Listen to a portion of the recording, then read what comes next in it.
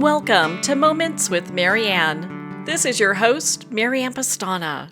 And we're here today with special guest, Emily Francis, who's here to share with us her new book, The Taste of Joy, Mediterranean Wisdom for a Life Worth Savoring. So just imagine you have this great opportunity to move with your family to the island of Malta in the Mediterranean. It's just this beautiful island. But at the same time, it's during the 2020 pandemic and the world starts to shut down. This would be a difficult adventure for many people. And Emily's here today to share with us just her journey.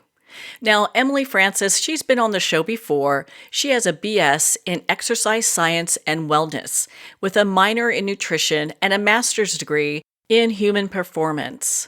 Since moving to the Mediterranean, she's been a regular writer for a column in the local tourism magazine, Oh My Malta, and her column is entitled Emily in Malta, where she interviews local farmers, fishermen, and chefs about the way foods are grown, harvested, caught, and prepared on the island. She also reviews restaurants for a collaborative column titled A Chef and a Foodie on Tour, and she works as a contributing writer for Malta's Gourmet Today magazine. So welcome to the show, Emily Francis. Thank you, Marianne. It's always such a pleasure. Oh, I always love when we get to spend time together, and I'm so excited we get to talk more about the taste of joy. I know last time we left off when we were talking about how you're on a GMO-free island. Malta was the first in the EU to ban GMOs. So GMOs, for anybody who's new to that concept, is genetically modified organisms, and it occurs in certain sprays and pesticides that are very toxic. And in the United States, we use it on everything. And here in Malta, they are banned and illegal. So anything that's grown on Maltese soil cannot use things like glyphosate, which is the number one super toxic, where a lot of people think they have gluten sensitivities, but they're not celiac. It's usually because of those sprays. And so living over here, we don't have those concerns. But if something's imported, it's sort of like all bets are off. But if it's grown locally here, it does not contain those chemicals. How nice to be in a place where that is not a consideration. Because I mean, so many of us nowadays, especially here in the States, are having to look at labels and really pay attention to how our food is being sourced. What you can really tell is because the level of autoimmune diseases are so high in the United States, and they are not so high in places like the Mediterranean, where the soil is very healthy and the foods are harvested very differently. And I'll tell you what I mean by that, because I found this fascinating. When I moved here, what I noticed in my own yard, because I have orange trees and tangerine trees, lemon trees, I have olive oil trees and pomegranates and carob, but what I found was that hanging off of my trees were these yellow, sticky little papers, basically, that hang off the branches. And what it does is it catches the bugs. So instead of spraying all this poison, they just have these sticky traps. But then what I noticed is it's all over the island. It's not just in my sweet little garden, it's everywhere. And they grow food. They have walls on the highways. There's not really a lot of highways, so I use that term loosely. But on the big roads with a lot of wall space, they actually plant vegetation where people can come and eat freely. So they'll do a lot of lettuce and a lot of greens, and it'll be growing up the walls for people. And even like there's 359 churches between Malta and Gozo, and these churches are like the Vatican. They are massive and unbelievable.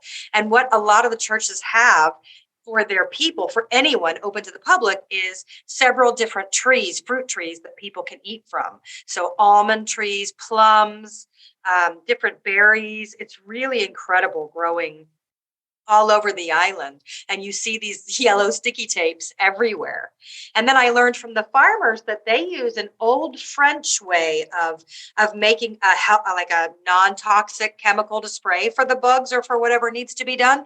And it's copper and like lemon sulfate. Like it's an interesting little, very easy mixture that does the same thing as the really toxic stuff that we tend to use in the United States because we make so much money from those companies. It's such a travesty, honestly, and it was one of the main reasons I wanted to live in a country that was GMO free. Well, you picked a good one to start with, it sounds like you're in your perfect little paradise there. And it's interesting. I mean, you hear about how, Mediterranean living revolves around certain tenets, and I'd love for you to explain that for us. I think there are three major tenets to Mediterranean living, and that is faith, that is family, and that is food. The faith here is high. It's very, very important to everyone. However, it's very personal and very private. Nobody asks if you attended church or what you believe, any of that stuff. People believe what they believe. They have a very strong faith and they go forward with it, but they are not here to convert people or guilt people or shame people. It's a very independent faithful path. And it is a 98% Catholic country. So Malta is a theocracy, not a democracy. But the approach to religion is very, very different. It doesn't have the guilt part and doesn't have the curiosity. Nobody's asked me anything. And it's interesting that way too, because the churches are technically slated by your zip code. So nobody's saying, have you found a church yet? Let me take you to church. Let me do this. None of that stuff happens here. It's okay. You live here. If you want to go to church, this is your neighborhood church.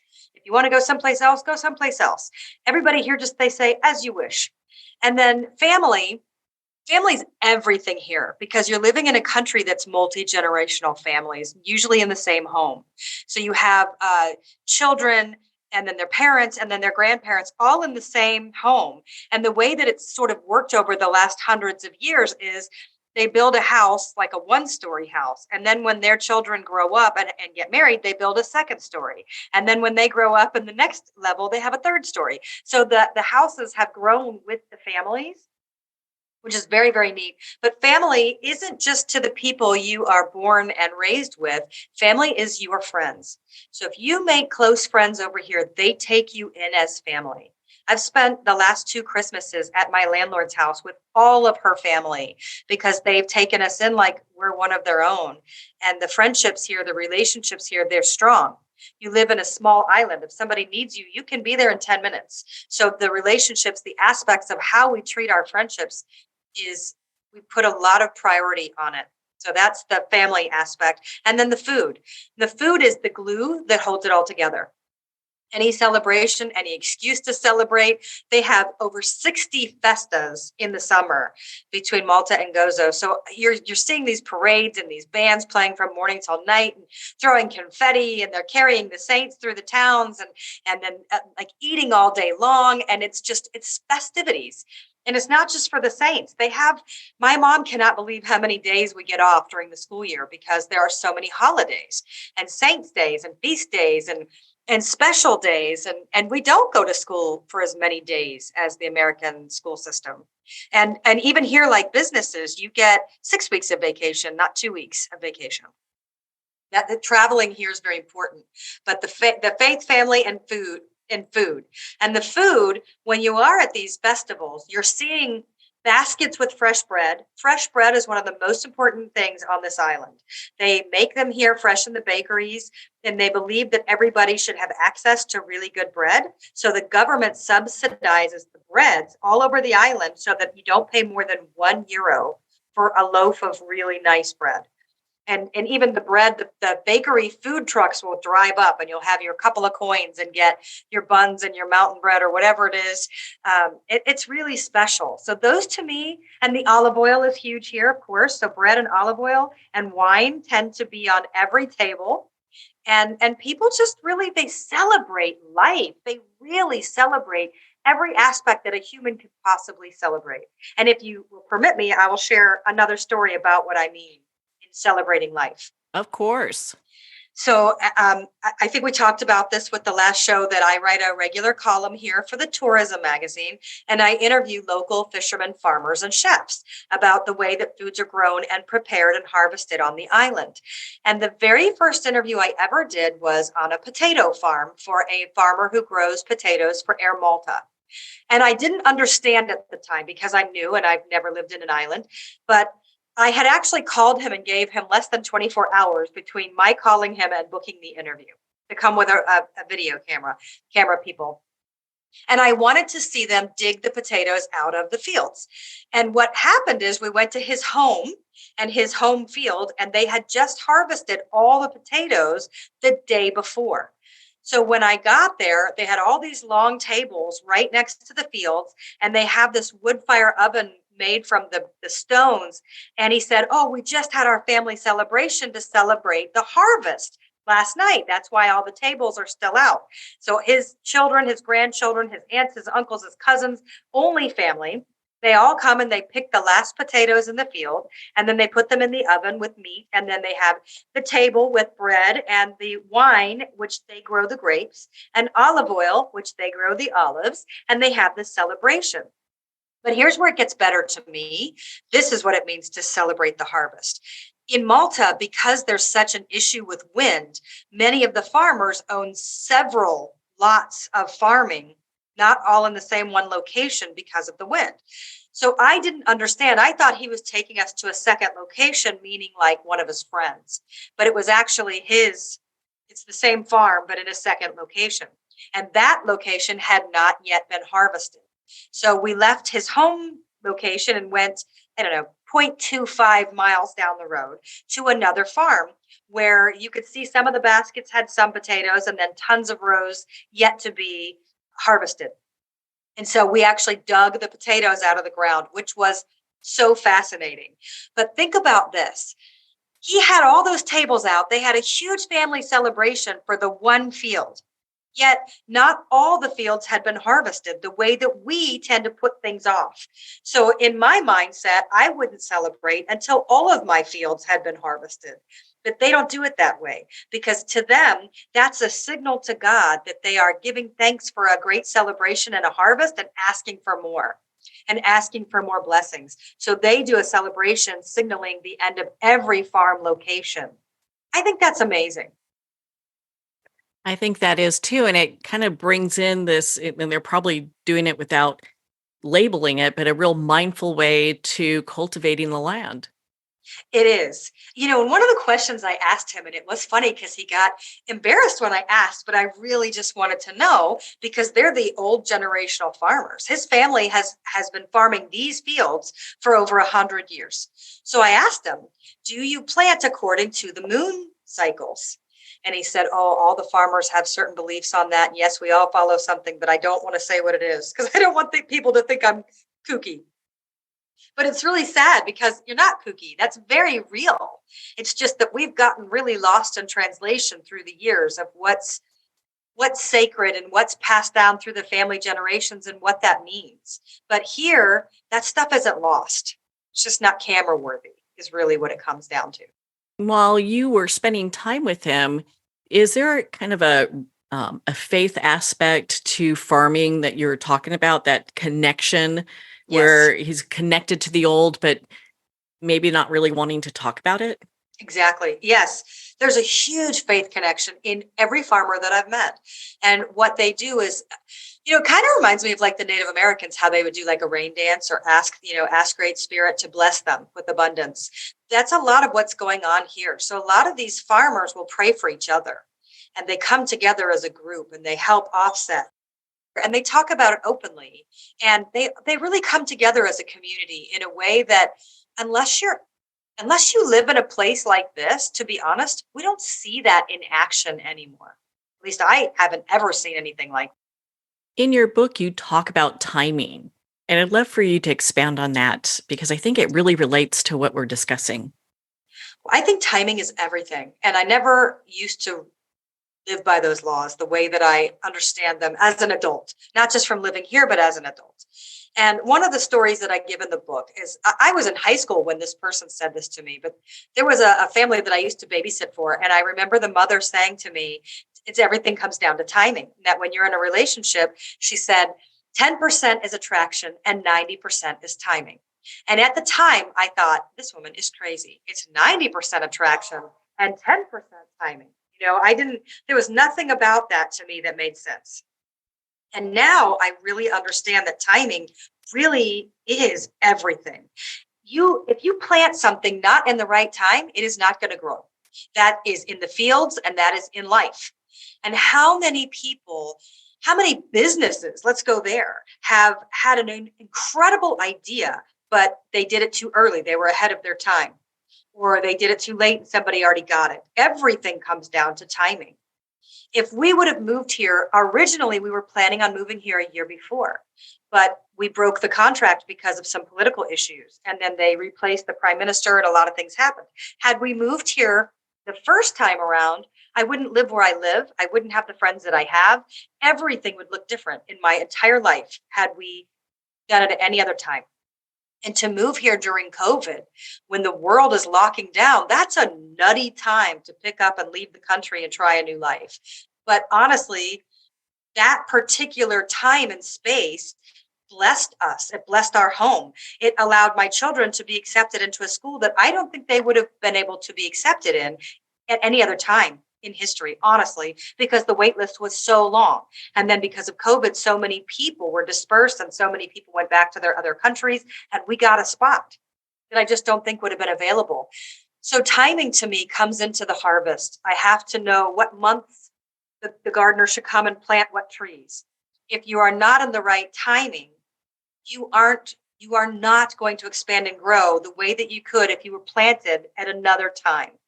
And I think about this. I have a very dear friend who met her husband because she ran back into the grocery store for a Father's Day card. And he was in the aisle shopping for a Father's Day card.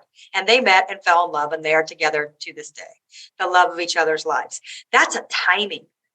But that's not just timing. That's not a standard basic time. That's divine timing. So I do believe that basic time is about setting alarms, showing up on time, having a schedule. But divine timing is things like running back into the grocery store and meeting your love, being late and thinking, oh no, I'm late, only to show up and find out that you just missed an accident. Those are divine timing principles. And I believe now more than ever in the world that I try really hard to respect the timing of the universe more than my wanting to direct it and then miss the right flow. So, what does the flow of the island look like? The flow of the island is very unique because the more I live here and the more that I explore, I believe that different parts of the island go with different flows, different speeds, different energies, different waves of intention that are there. And where I live, I consider where I live Beverly Hills, Malta. So the flow is very cool, very chill. And the sea is all around you.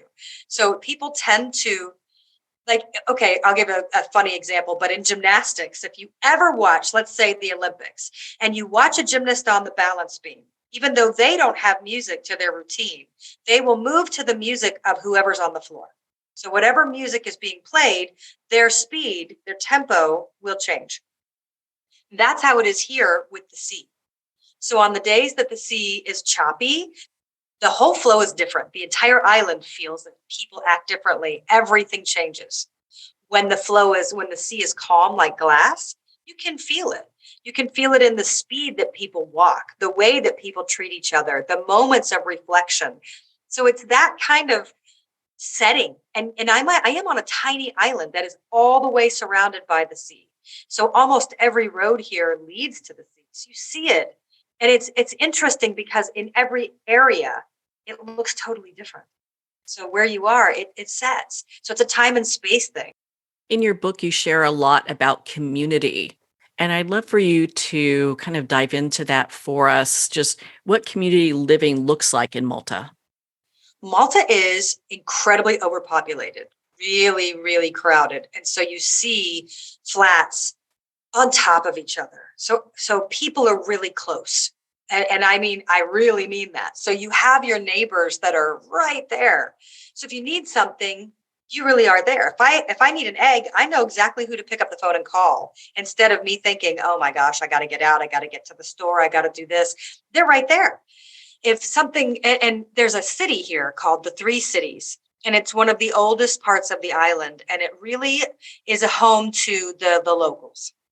You don't really have a lot of foreign people living in the Three Cities because everybody speaks Maltese. But one of the people that is born and raised in the three cities was telling me a story that when he was growing up, all the neighbors would make a different part of a meal, and they'd all come sit outside their door and put it all together, and everyone would eat a big meal, not for celebrations, for your everyday pleasure. That that's community. That's community living right there in a nutshell. I mean, how much better is that to know that you are supported? I moved here without my family. I mean, I moved here with my husband and my children. So yes, my family, but I've never left my mom and my sister and my brother for any real length of time. And here I live in a country across the world, and yet I feel incredibly supported, really supported. I am not alone over here. And if I need something, I have a lot of people to call and ask for help. That's community that I've not ever had except for my family. So that's also taken a little bit of vulnerability on my part to expand and be open to that and let other people come in and help. I mean, it's been nice to have some of my friends on my children's pickup list at school, and they have me on their list so that if we get in a bind, we can call each other and say, can you do it? Can you grab all the kids? I'll pick them up, meet me at home, do this. It's just really a spectacular living arrangement. And the other thing is that I talk about in the book is there's a thing called the rat park experiment that talks about different rats. A certain doctor, he gave the rats in a cage one bowl of clean drinking water and one bowl of water laced with drugs. The rats that were alone in the cages ultimately became addicted to the drugs and died. Then he changed it up and he thought, okay, well, what if they have stimulation? What if I still keep these same two bowls of water, clean drinking water or laced with laced with drugs? Would the rat still become a drug addict and die if we put him around other rats and put in some toys? Stimulation, community.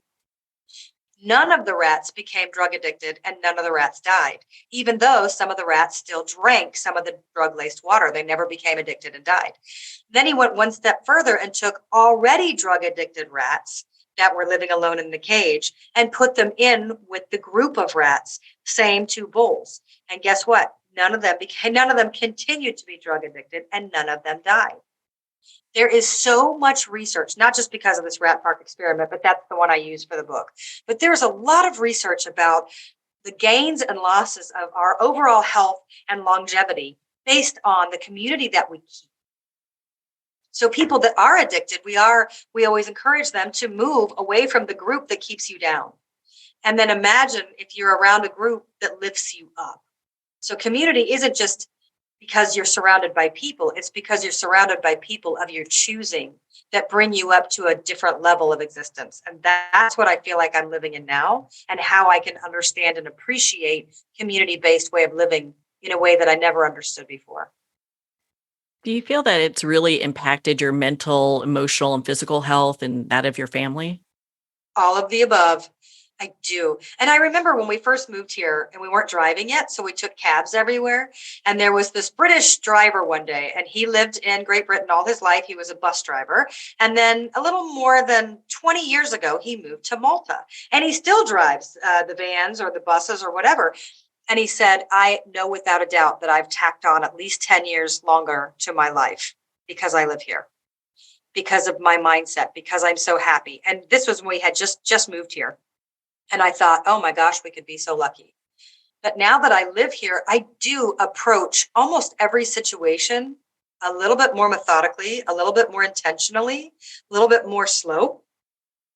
And it does change the way that I view my internal health, my external health. It is different. So I do think that I think living here, I think that's why you see so many elderly people here and in places like Italy. I think in the Mediterranean, it's not just the warm weather, which I do think helps, but I think the family, community lifestyle, all the family, the healthy living, you're not eating toxic, poisonous food at every turn.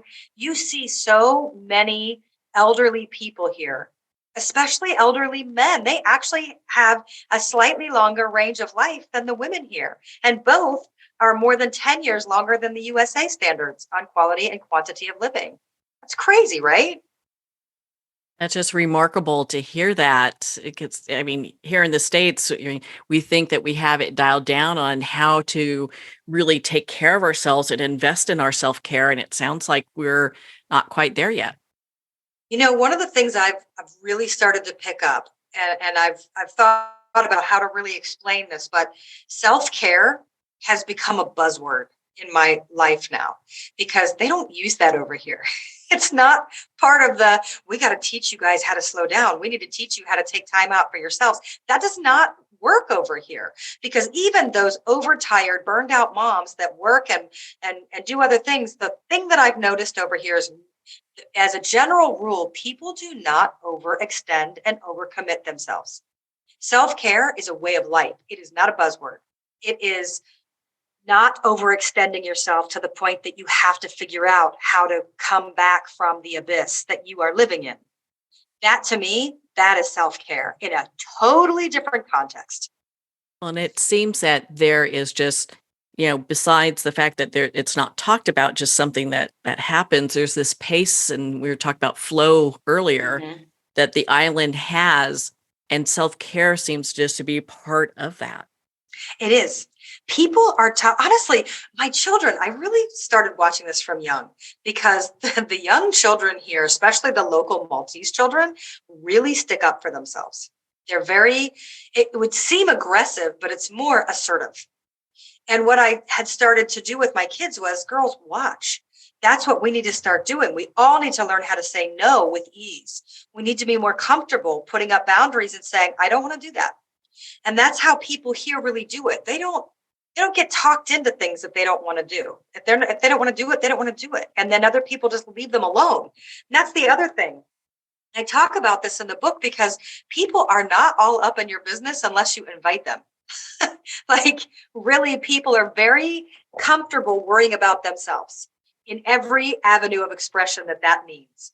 And they are not gossiping and asking all about you or trying to turn you into something else or guilt you, and they're not talking about you behind your back. People don't have time for that over here. It's very fascinating to me because it does feel like the priorities are on a little bit straighter, and I didn't realize that mine were crooked before I got here.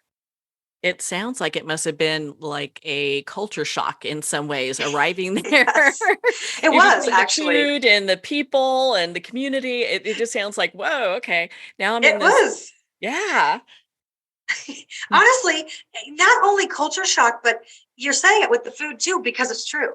Because in America, we color all the food, so everything's super bright.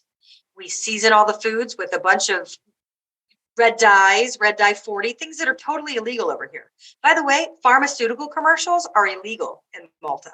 You don't see any pharmaceutical commercials. And when you go to the doctors here, they don't, they only prescribe medicine if they have to. And if they really need you to take like an antibiotic, they'll prescribe a probiotic with it as a prescription strength. Now, here's the other part. All my life, I was taught that socialized medicine was somehow not as good as what we had. And now that I live in a country where we have socialized medicine, I have to say, I fully, wholeheartedly disagree. It is incredible to be able to go to the doctor at any time and be covered, and go get a surgery and it be covered, or have a huge accident happen and not be terrified that you're going to lose your home, that you can go through really serious illness. I have a friend in the United States right now going through cancer, and he's very close to losing his home. They're resorting to GoFundMe. That's heartbreaking because then you can't really even focus on your recovery because you're terrified that you're not going to have a place to return to when you come out of the hospital. I now live in a country where that part is completely not a conversation. It's covered. If you are a resident here, you can go to the major hospital and everything is free. Everything. And even let's put it this way. And then they have private hospital too. So you're allowed to have your private health care and it be upper echelon, but you are also entitled to free health care. Every person here on this island that has a residence card or a citizenship has access to free health care. Free. No strings attached. And even my mother came here to visit, and 2 days after she arrived, she had kidney stones. And we had to go to the hospital, and it was during COVID, so I couldn't even stay with her. And they made her stay for 2 days and one night They did 2 CT scans. They did blood work. They did so many things, and she didn't have traveler's insurance, and she didn't have a residence here. So I was convinced we were going to pay at least 10,000. The entire thing was 1,000 euros. 1,000. That's amazing. And I'm sorry your mom went through that whole experience. It was But you, terrible, but it was yeah. eye-opening. It was, I mean, how you don't know it. And I'd never been to the hospital until she had that situation. So my friends, my really close friends are both doctors over there, dental doctors and oral surgeons. And they came, they were so sweet to us because it was really cold in the emergency room. And my friend's husband came with his sports coat from his office so that we would have more clothes. And then I said to him and his wife, like, I don't think we can afford this. I don't know what we're going to do. And she kept saying, I don't think you understand healthcare over here. I don't think it's going to be anything like you're expecting. I know what you're thinking. We used to live in America because they studied at Harvard. So they lived in Boston. And she's like, we lived there. We understand, but it is nothing like that. Please don't worry. Please just trust that this is all going to be okay. And it was, when we got that bill for 1,000, my husband was like, quick, put the credit card down, pay it, get out of there. Because it was like, it felt like it was too good to be true. It was like, catch me in the parking lot. Oh, just Before they kidding. change their minds, right? Yes. Yes. And we have other coworkers that are, are United States citizens and live here with us. And he's scheduled for surgery on Friday. And in my mind, I was like, oh, I'm surprised he didn't do it when he was home over the holidays in America. And then the other part of me was like, oh, of course he waited till he could come here and he not have to pay for years on end on the back end for whatever the surgery is. Yeah, That is, I mean, the people are taken care of here and they have less stress that way, because I do think that one of the biggest stressors in the United States is healthcare, is access to medication.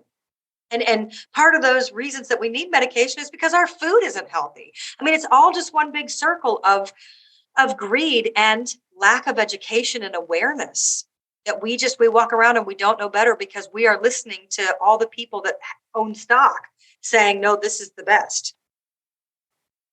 well, in your book, I mean, the subtitle is Mediterranean Wisdom for a Life Worth Savoring.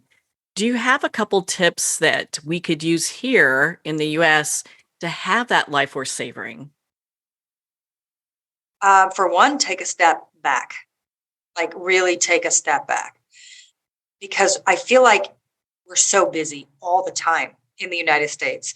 And not only are we so busy, but we have a ridiculous amount of stimulation around us at every turn in the United States. I shopped on Amazon every day because I could not wait to get a package every day. Like something I loved coming home to anything, the silliest items. I loved the deliveries. They don't have Amazon here. That threw me for a loop. They don't have Target. They don't have Walmart. They don't have box stores. I didn't even know where I was going to buy school supplies because they don't have what I'm used to. Taking that step back, though, what I find really often is now when I shop, I stop and I think, do I really need this before I purchase it? Whereas it used to just be like more, more, more, more. Like I watched American TV. I still watch my American TV. I still watch my same old local news channel. I still know what's going on in my mom's neighborhood. But I watched 3 commercials back to back, and all 3 keywords were more. This year, we're going to do more. We're going to have bigger. But sometimes that is what is the downfall. So the Mediterranean wisdom that I start with is smaller, more poignant. What matters the most? And then focus on those things and stop being distracted by so many things that are really not as important. And they're not helping you get to where you want to be. So that's my big, is take a step back and kind of let the focus become a little bit tighter and smaller. 2 is enjoy your food more and try to eat with people. And if you do eat alone, try to eat something that makes you slow it down. So like really good olive oil and bread, you tend not to scarf down because it tastes so good, because it tastes so pure. So even a piece of bread and olive oil changes how I sit down and take in food. Awareness, being more conscious of what is happening around me and within me.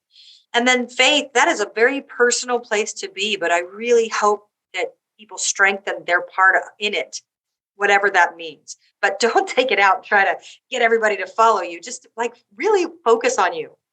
And that is something that I find here very much. They say the words, are you good people? Then that's all we need to know. The rest will sort itself out.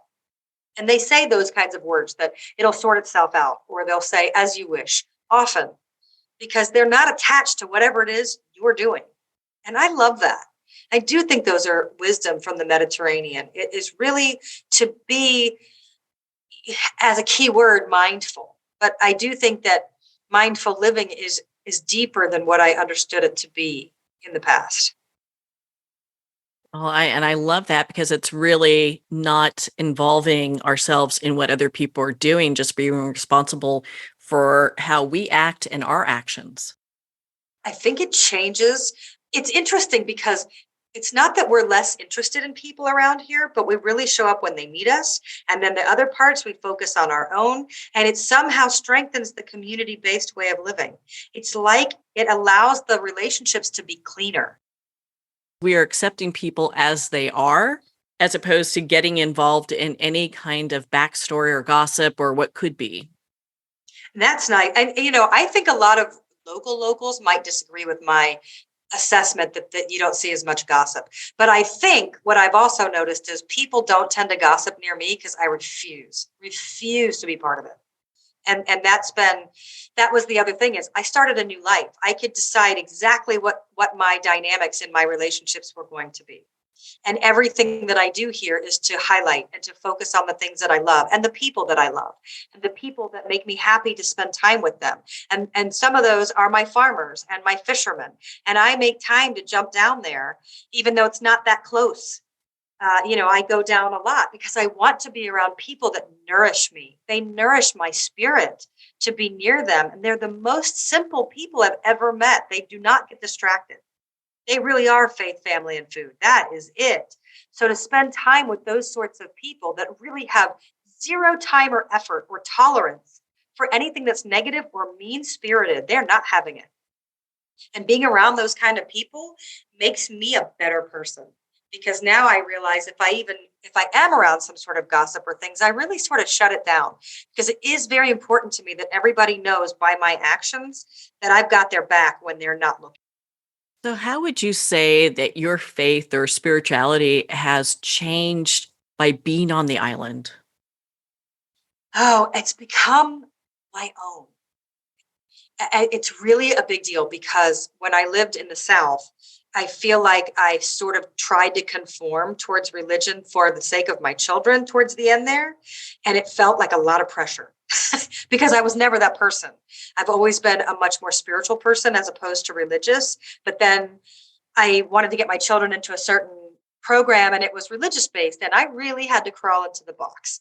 And it was Catholic based. So I thought moving here, I would have to do that. And it turns out that it looks nothing like that. Nobody has any real intention for you to have to show up for church or not. It is really not their business. But what I do find, because there is so much church here and so much history, I go into every church that has open doors. But I don't do it at mass times. I just like to go in. I like to feel the energy. I like to look at the artwork. These churches, the floors are magnificent. The walls to the ceiling are unbelievable beauty. And you can almost feel the years and years of prayer over you in places like this and even on the whole island. And what I've noticed is there are certain miracle sites, a lot of miracle sites here, because some of these cities predate Christ himself. This is a very old country, steeped in tradition and religion and faith. But their faith is not so tight the way that I grew up. It makes me realize that even a Catholic faith is really like an evangelical Catholic from the States. And over here, people get their olive leaves blessed after Palm Sunday and they bring them home and waft them through the house to break curses. You don't hear that stuff in America.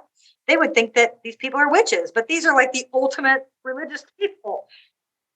They do a lot of extra things for blessing and for safekeeping that I love. I really love the ritual anyway. I love the ritual of the Catholic Church and I love the ritual beyond.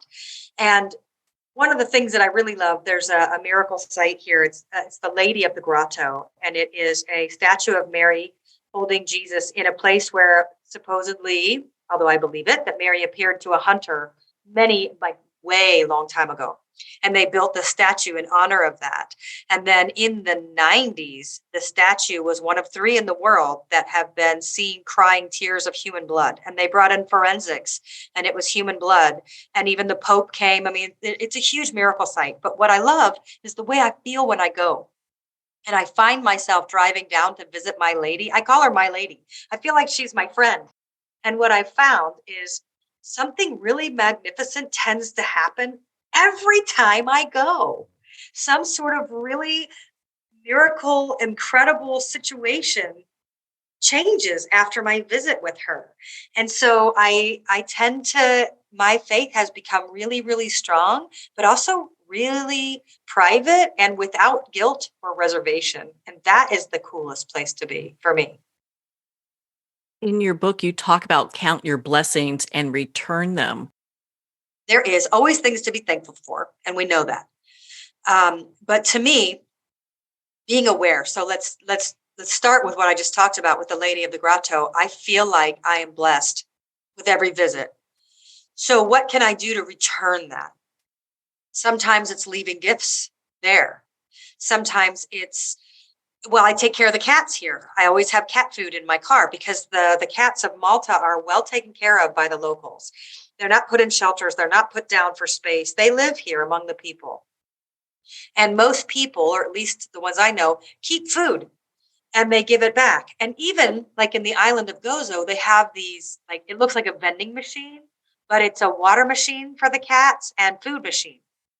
So if you are carrying a bottle of water and you can pour some in, it'll go to the cats. So to me, you're returning the blessings because you're sharing in whatever that energy is that is of a giving heart without expecting something in return. You're continuing that flow into someplace else that needs it. It really seems that that is kind of a real underlying theme for Malta is that caring because they have food for people, they have food for animals. It seems that all the way around between the food, faith, and community, it is such a unique place. It is. And I do believe that love thy neighbor exists as an action here. It's not a concept. It's real. It's really real. I mean, even this week, I went and reviewed a restaurant because that's one of the columns that I do. And I was riding home in a cab. They call it the Bolt. It's like an Uber. And because I don't like to drive into the city, you can't park there. And I'm in the back seat. And somehow the driver and I end up talking. And I say, I'm having a really hard time finding any more farmers to interview for my magazine article. And he says, oh, wait, right here. I'm going to make a phone call. This man, he's got a goat farm. And oh, when you try his cannoli with the goat cheese, oh, you end up eating thousands. I'll call him now. And he calls him and introduces us. And now, like, I'm going to go to his farm. And, we want him to be at our festival. Like, that's how people roll over here. Is like, I got a guy. I'm going to help you. You got to meet this guy. You got to do this. You got to try this. I got the best friend. I want you to meet them all. It's really fantastic. In your book, you talk about celebrate everything. So what does that look like and how can we do that here? Well, to me, the ultimate was that potato farm. Celebrate everything. Don't wait until the last potato in the last field is harvested before you celebrate. Celebrate because the first one was done. Then celebrate again and again and again, however many places you own. So take that into every part of your life. Celebrate the small things. And I talk about this into my own personal, as you know, I spent a lot of years in really severe anxiety and panic and kind of lost a pretty decent size of my life being in that dysfunctional space. It was like 7 years of real torture. And one of the things that was super hard for me was going to the grocery store. Everybody has something. Everybody has something that they don't share with other people because it makes them sound off kilter. And for me, it was grocery shopping caused me a tremendous amount of anxiety. And when I would leave the store with all the food that I meant to get, I would do a little happy dance in my head because I needed to celebrate that part because only I knew what that took. It didn't need to be a public thing. But it needed to be celebrated so that I could gain the strength to do it again and again and again. So celebrate everything to me starts very small, and it starts within. It starts in the deep pit seed in your body that not everybody gets to see, or maybe nobody gets to see. And when you face it and you let it grow just a little, celebrate. Celebrate that you're here. And I start in the book because to me, the ultimate place to begin, if you don't know where to start on celebrating, is simply your breathing. Celebrate your breath. Start there, because where there is breath, there is hope. And that's if as long as you're here with us, you have the possibilities and the options to make a shift. Whether that means you're going to up and leave and try something new, or whether that means you're going to expand and go to the grocery store when usually it causes you major angst. Like it's your own celebration to have, but it needs to be celebrated. It needs to be acknowledged, because that's how we build more of the good stuff. What do you want readers and our listeners to take away from your book? I'll start locally. What I really want for people here is to realize how very magnificent our local farmers and the farming community is, because I think those people don't ever get to meet them or see them or know what they do, but they are really the reason that our island runs the way that it does. I believe them to be the heart and soul of this island. So that is actually one of the biggest parts that I want people to get from this book, because in my mind, it's a bit of a love letter to them and to Malta and to life here and what it looks like. What I want other people to realize is that if you feel like you're stuck and you're really unhappy, it does not always have to be that way, but you are going to have to be willing to make a change. But I do believe that those changes are possible. And that's a big deal, because I wanted this for so long. I didn't know I wanted Malta. I didn't even really know Malta existed. I just knew that I wasn't in the right place and I wasn't as happy as what I always hoped I could be. And I don't want to wish away time ever, because time is our most precious resource.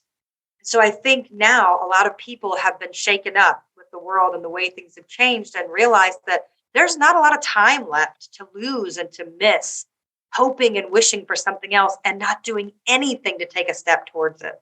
So if there's any message I really could give, it's that we all deserve to live happy, wild, and free, but you have to not only give yourself permission, but you need to make the steps to make it happen. When you look back on the time that you've been in Malta, what would you say are some of the number one and two things that you've learned? Oh, to love life. I feel like I've fallen deeply in love with just being alive. That's a huge one for me. Um, and to be really clear on what's the most important to me, and then not really worry about anything that isn't that. So, Emily, can people create their own Malta wherever they're at? I think people can create their own Malta-esque experience wherever they are, because it's joy. It's what is around you. So even if I'm a firm believer in feng shui, however you even design a room. So if I can give a quick example, in my massage practice, I was given a new room and I had it really beautifully painted and I loved what was there. But then my friend, who's a feng shui consultant, said, may I rearrange? She didn't add anything to the room. She didn't take away anything from the room, but she reorganized and it became the most fabulous room in the clinic. And everybody stopped to ask about it. You can create your own beautiful experience by rearranging what's at your table and how you're sitting with it in any capacity: food, life, love, relationships. It's all yours for the taking. Just rearrange and put things that are really important up front. So, and how would they use the taste of joy to get there? Well, I hope they use some of the recipes, because I do believe food can alter any experience in the now. You can feel amazing. So I do think taking some of the recipes that I put in there were such simple recipes that anyone can make any of them. So find one that kind of tickles your senses, that makes you curious, that you think, oh, I want to try this, and actually try it and see how it makes you feel in the body and in your mind. Do some of the practices in the taste of joy also bring us to this place? I do believe that some of the practices, certainly the detox bath, salt bath, is a wonderful practice at any time of the year, but especially at the change of seasons when your body needs a little bit of assistance in balancing and catching up. But there's also practices of asking yourself questions and going a little bit deeper into who you are and where you want to be, and do those match? Well, if you go to my website, mymaltalife.com, you can be connected to all my social media stuff, mymaltalife.com, and come visit me and send me an email. Let me know what you think and what you're hoping for in your life, because I really do. I want everybody to really be as happy as they can be in the life that they have. I do. Well, Emily, thank you so much for taking the time to be on the show with us here today. Thank you so much, Marianne. It means so much to be on your show. Well, thank you, Emily. It's been such an honor to spend this time with you and to talk about your new book, The Taste of Joy. Well, on that note, we're going to pause here for a quick moment, and we'll be right back after this message.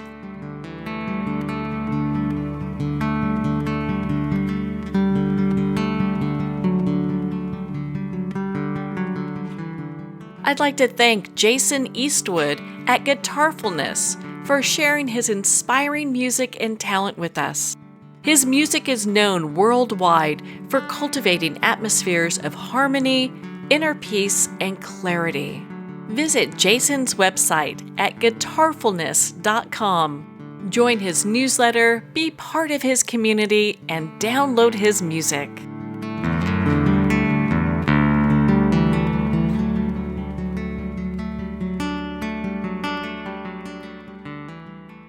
Well, we're at the end of our time today.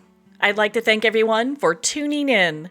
You've been listening to Moments with Marianne, where we make every moment count.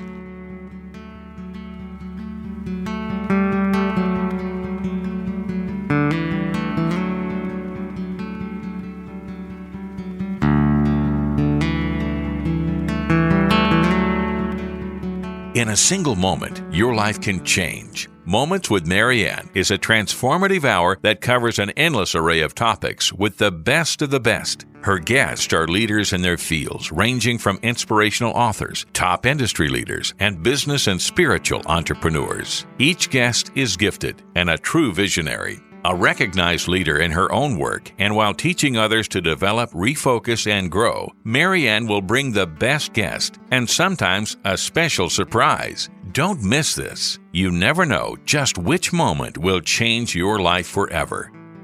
Make sure to tune in and visit momentswithmarianne.com for more information.